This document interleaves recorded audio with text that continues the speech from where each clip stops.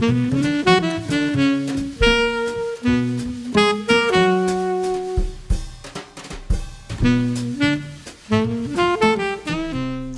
and welcome to Conversations. I am Robin, your host. Today our guest is Lieutenant Kelli Baliff of the Wyandotte County Sheriff's Department.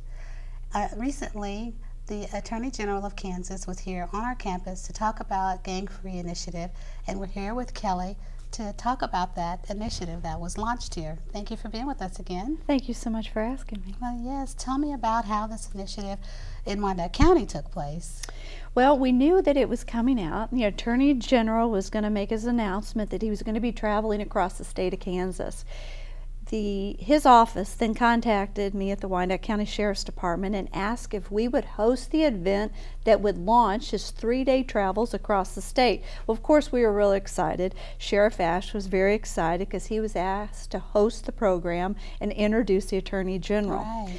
We decided to come out here to the college, and we used the PAC in order to host the event, and it worked out beautifully. The Attorney General was very impressed. We had law enforcement from Leavenworth, from Johnson County, from Wyandotte County, and we had numerous people there from the media who was really interested on what this new initiative was. Right. And he basically said this is the beginning of a process where we want to have a website where law enforcement and the community can work together to help combat the problems of gangs that are across the state, because it may vary in different cities as to what the issues are, but if we have one home place where we can communicate, educate the public, maybe take some concerns from citizens, and we put that in one central location, it not only helps law enforcement, but it helps the people in the community. Anytime you can take something and be on the same page, it's going to be more successful. So I can go to this website. Yes, gangfreekansas.org. And find out where gang activity is here in Wyandotte County. Yes, actually in Wyandotte County or other areas, or you can look and see what other cities are having,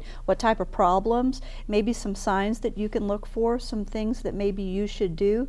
And it's a very good piece of information for people involved in schools, what type of characteristics that children may be representing at home for parents to think, well, maybe my child's acting differently, or maybe there's something that I need to pay a little bit of attention. Could they be involved in gangs? If all of a sudden they started receiving gifts or money that they had no way of getting it. And there's just some other good ideas on there that parents and teachers and everybody else can look and say, could my child be involved in this? It's a great tool. Wow. What is the average age group of someone being initiated into a gang? You know, it used to be older. It used to be sometimes between 13 and 17, but now we have some young kids as young as 9 years old. Wow. That are starting to feed into that group. We have a lot of children, and it kind of goes back to our other issues of throwaway children. Right. That are just not happy at home, and sometimes they're missing that family structure, that love and that compassion, so they get swayed into this new concept of a gang, which then becomes their family, and they think that that's the love and the compassion they need, but they're too young to understand really what the difference is between right and wrong. They think that if they do something negative, but they are perceived and get the love and the affection of the people that are supporting them doing that negative activity, then they feel love from that. Now, to me and you, that may sound awful strange, but to a child who doesn't have a great family structure, they feel that love, and so they'll follow that direction. So it starts at home with the nurturing and parenting. It starts at home with keeping our kids away from this sort of activity. You know, there's about 90% of everything that goes on in our world today that starts at home. Right. It really does. If you have love at home and you have parents who are really taking the time, and even grandparents and aunts and uncles who are paying attention to what is going on in their children, they really take an investment into this precious gift that we've been giving of having children, then I really think that we're going to start to see a downfall of some of these other issues we have outside of there. I think so we need to build stronger families. Now, what about the gangs that are generational, that are within the family and follow down through the lines, and Absolutely. the kids don't have a chance? Well, They have a chance if they tend to break, if they have someone in their family who breaks from that structure, and we'd like to think that maybe a law enforcement and some community services can help break that. But I will tell you, since I've been in Wyandotte County, I am actually coming in contact with the third generation of some gang people and some criminals. So we've seen grandparents and then their children, and now we're dealing with their kids. Yeah, with their kids, with their grandchildren, great-grandchildren. And that's sad for me to see, because I'm thinking, what could we have done to maybe stop this process in here? Sometimes you just can't avoid that. You can't change every family structure. Right.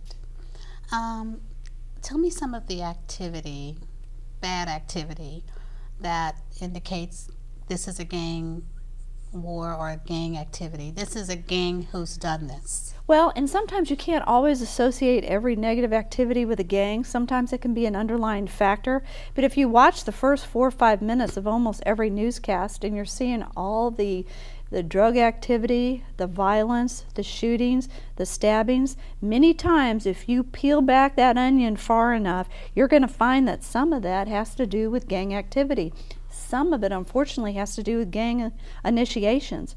Children are forced to do horrible things in order to be initiated into a gang, and sometimes that means killing someone. And so some of those things that you're seeing on the television are part of that direct gang activity, so that person can find that family love that they're looking for. Well, I've seen the news, but I don't see any tags that say this possibly is a gang-related crime. Well, sometimes that information doesn't always leak out, but you also have to remember that the information is only as good as the information we receive. Correct. Okay, so when you talk about and go to try to interview somebody about whether this is a gang or not, sometimes you're going to get that door shut right in your face. They don't want to talk. They don't want to be retaliated against. People also ask us, well, how many numbers of gangs there are and what types they are. It's only as good as the information we receive. When a person, for example, is brought into the jail, they ask them, are you a gang member? Well, okay, so we're relying on them to give us accurate information. They may lie, they may say yes, they may say no, they may just want to be showing off. So trying to narrow down the exact numbers is only about the information we receive. So you can't go by, I guess, back in the 80s or whatever, when they used to go by the tattoos or the way they dressed or the colors that they wore? You know, you can to a certain degree, but sometimes they're getting smart enough that if there's a certain color of a hat to go with a shirt, they'll switch it up in order to cause confusion. So you can't always go by that. The gangs know who each other are, but we're not always going to be able to. There is never a guarantee on how we can pinpoint who a gang member is, and we can't always rely on them for tell us the exact information. See, I'm under the assumption right now that the gang activity has decreased quite a bit, especially in Wyandotte County, because I'm not hearing any of it. So, well, it is interesting. Yeah, it can go up and down, and it really can. But just because you're not hearing that particular crime was related to a gang, and just because it was not put out there at the very initial part of the investigation, doesn't mean that, like I said, when you peel back that onion, that it's there. Okay. Interesting. We're going to take a quick break, and we're going to come back, and we're going to continue talking about the gang initiative here in the state of Kansas. Very good.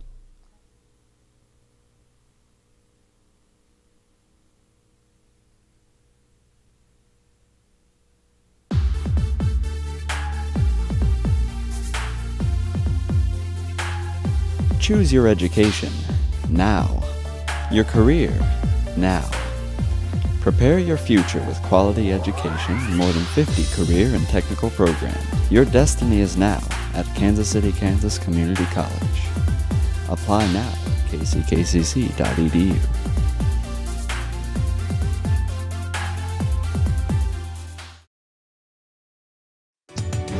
We had been called up for the first time.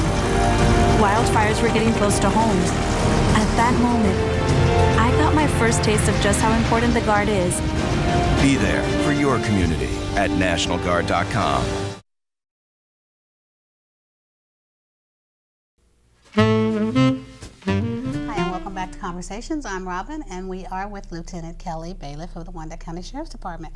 And we ended up the segment talking about the different gangs or not gangs, but the different activities and everything. Tell us some of the things that we could be watching for if we know of a child or know someone with a child that is suspected of maybe gang-related activity. This is one thing you can find out on the website, and I think it clearly spells it out for parents and grandparents, because grandparents seem not to be as educated.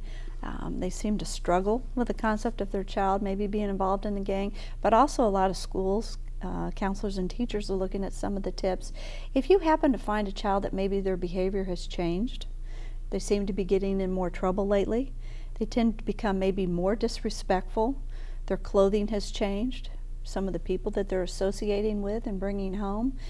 I think I also mentioned before, all of a sudden they're showing up with excessive jewelry and gifts that maybe they had no means of purchasing. Sometimes they get involved in drug activities, so they may be lashing out more. They may be losing some weight. They may seem to be withdrawn. They tend to have more violent tendencies, maybe to animals or other children in the area. They may be starting to bullying kids more in order to show off. They have a low self-esteem, but they may be trying to project a higher superior feeling or type of control within the school. But there's a total list of things that people need to look out for. But once again, it begins at home. This is my normal child, then all of a sudden these are some of the things that I'm seeing that just isn't right. Research it, look into it, get some help from a professional and say, what are some of these indicators that's showing that my child all of a sudden changed this behavior? Sometimes, it can be a type of a bullying situation where a child goes and seeks the help of other aggressive children that tend to maybe be their protectors. In a sense, is that classified a gang? Very well can be. Now, do the parents generally work with the counselors in the schools when they notice that this behavior is going on and kind of quite can't put their fingers on it, so they want to go to the counselor and maybe have a sit-down session with them? Or are we seeing some of that happening? I think we are. I think it's a great start. Anytime a parent sees something different, I think it's a great opportunity to either go to law enforcement, go to adults that you trust, go to maybe some of your clergy, go to some of your schools and your counselors, or reach out to some of your community support groups. And if you go and say, my child is experiencing this, then it's up to law enforcement and it's up to some of your social services to kind of dig a little bit deeper and see, has something happened to that child? Has maybe a crime been committed against that child? Have they been associating with the wrong people and just lashing out? Is there something going home that is causing that child in order to reach out and try to gain the attention elsewhere and find that love someplace else? If you see that problem, just reach out to someone else and try to get some help and let the professionals sort it all out. Are we seeing any situations where the kids are kind of turning around like, okay, I kind of dabbled with this and I don't want this anymore? Yes, of course we're going to have that. There is some crimes that you can rehabilitate, I do believe. I believe that there's some you possibly cannot. But if you get a child young enough and you can steer them through proper counseling and put them in a loving environment and guide them in the right direction, I think there's really hope for some kids to pull them out of that negative environment, give them that positive self-esteem, and move them in the right direction. There's always hope for that. We never should give up on our kids. We should give it that best try we can. Now, those kids who have gone into the gang world and want to get out, how easy is it? That's a struggle.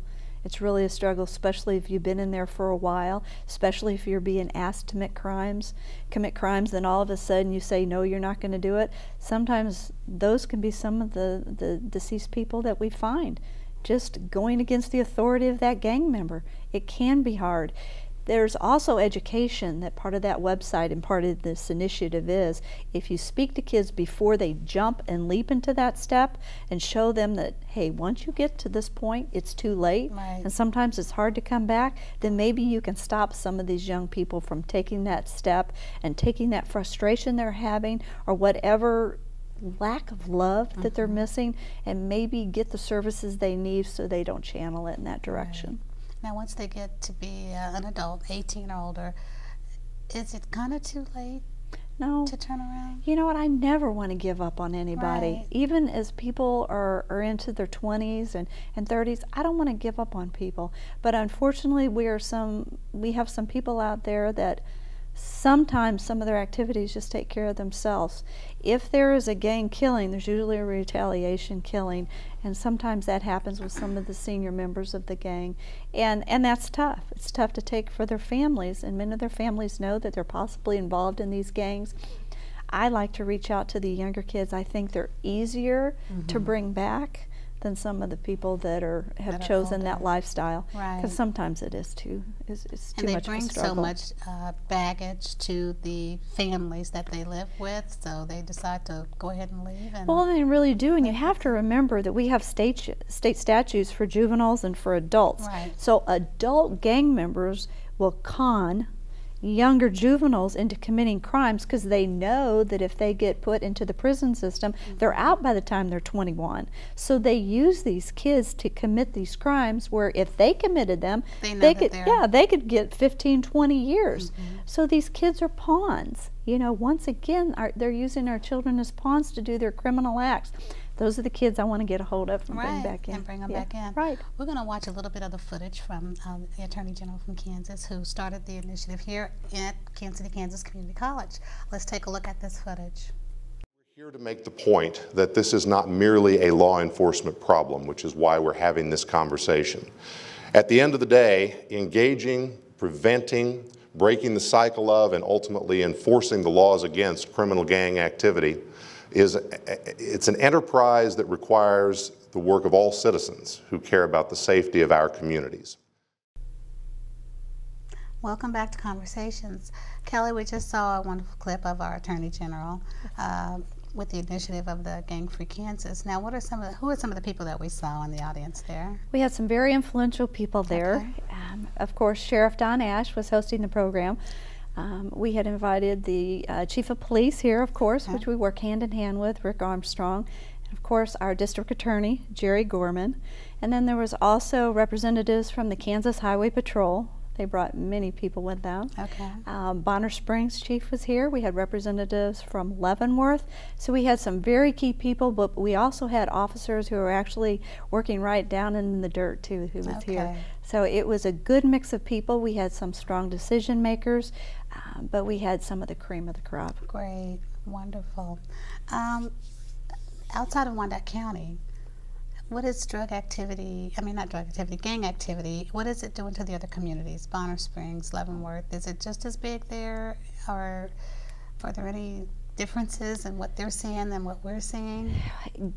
Gang activity does not understand our boundaries of our counties. Okay. They can cross them and they don't care. Okay. So they tend to migrate into other areas, whatever area is going to attract whatever they're looking for and whatever evil they're out to do. So they may tend to go to a larger city so that they're kind of not seen as much, but they also may migrate into a smaller community if they choose to do some robberies, to have some drug activity in order to hurt a specific person or in order to build an organization within that area. So they don't care what lines we draw. They're going to cross them and they're going to move across the state, and they're going to stay around for a while, unfortunately. And they're influencing our young children, possibly in ways that maybe many parents in our community doesn't know.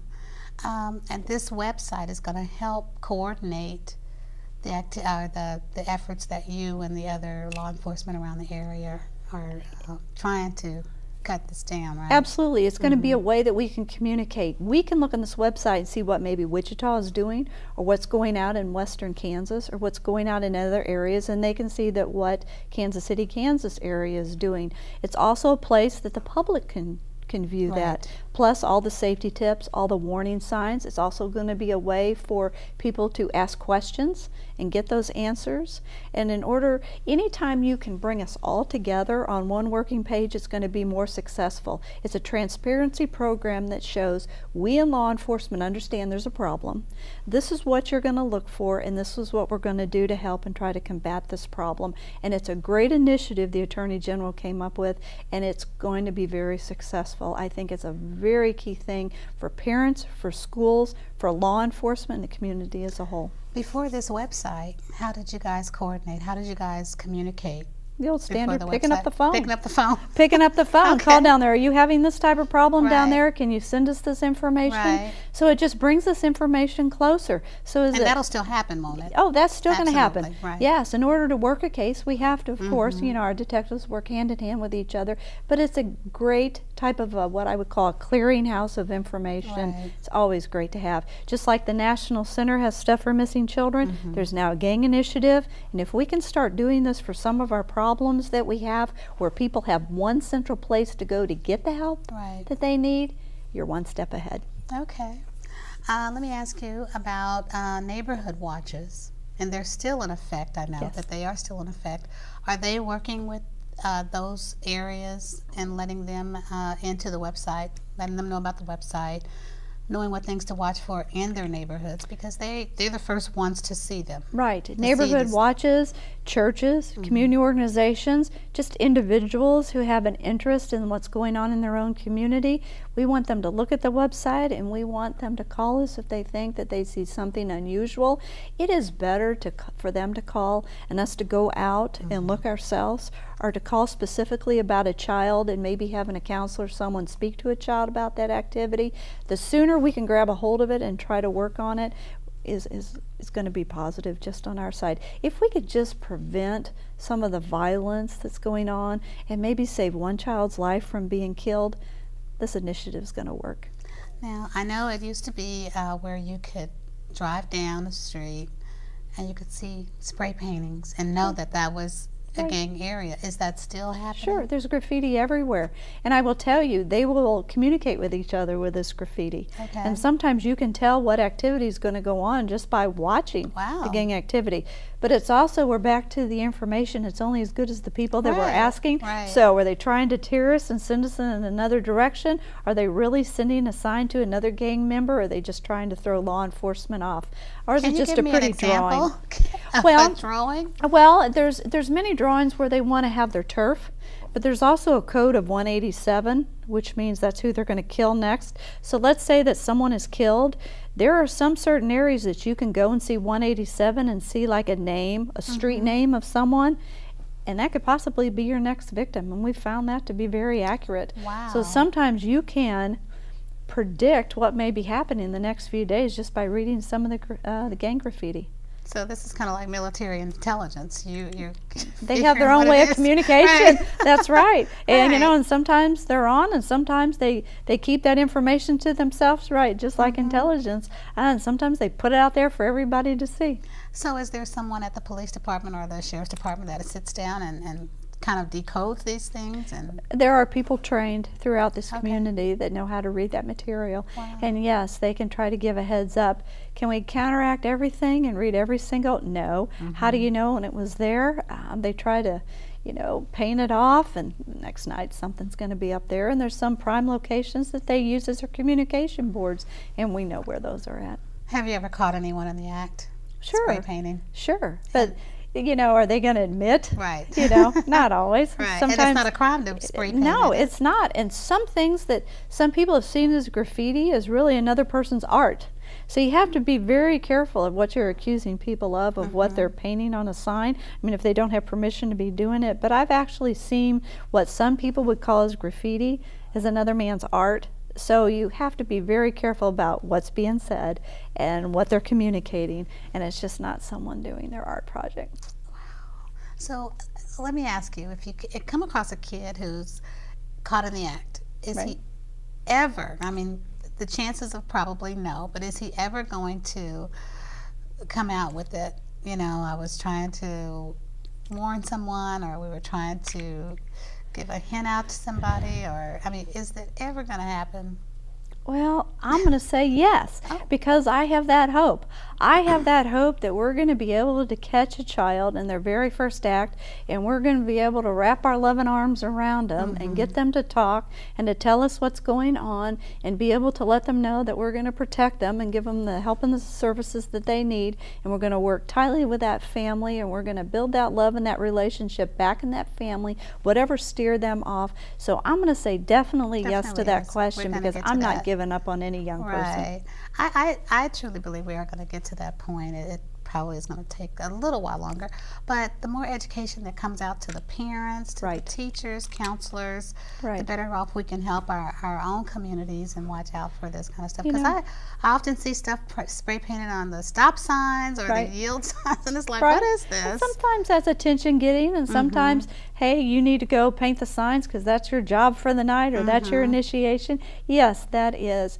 But there's no guarantees in law enforcement, but there's guarantees in the people that wear my uniform that says that it is my job to go out and do the very best we can to help every young person lead a productive, successful life.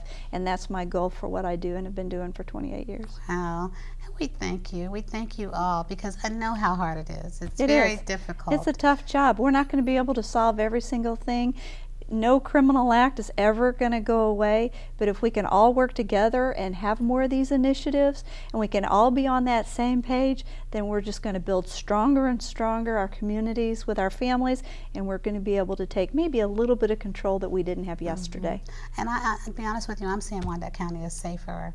Wyandotte County is safer. It's very safe. It's my home. You know, Wyandotte County is safer, and and that's kudos to the leadership that we have in this community. It really is, because leadership skills trickle down to the people on the street, and we're very thankful for the leadership that we have in the Wyandotte County Sheriff's Department. I'm very happy. And I'm very thankful to be a part of it. I am, and I know Don Ash is doing a fantastic job. He is a fantastic sheriff. He's a fantastic Absolutely. person. Yes, he is. He is.